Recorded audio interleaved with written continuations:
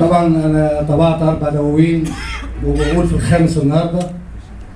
الاولاني كان طعم الايام، والثاني حبيبتي يا مصر، والثالث علشانك، والرابع دلوقتي في المطبعه اخر الشهر هينزل اللي هو همس الجراح. هنقول النهارده بلمسه حب.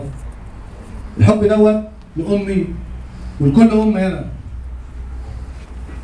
ومنين اجيب امي؟ ومنين اجيب قلبي يواسيني غير اندهك القاكي جنبي؟ والمن يكون فرحي وحنيني وانا بسمعك جوايا لبي.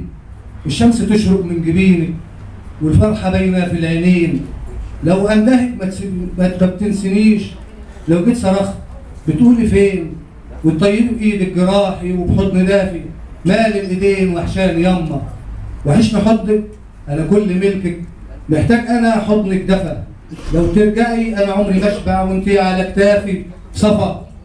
والمروه بيزيد في الندى لو توصلوا 7 كفى.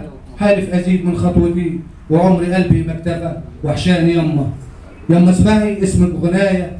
لو جيت ضحكت تبقي معايا، وان جيت بكيت يبقى الفراقك، وان جيت عطشت تبقي في سمايا. يلا انطري سلو اشتياق، يلا احرقي فيا الفراق. لو كنت جنه انا ادخلك، وان كنت نار ادخل سباق.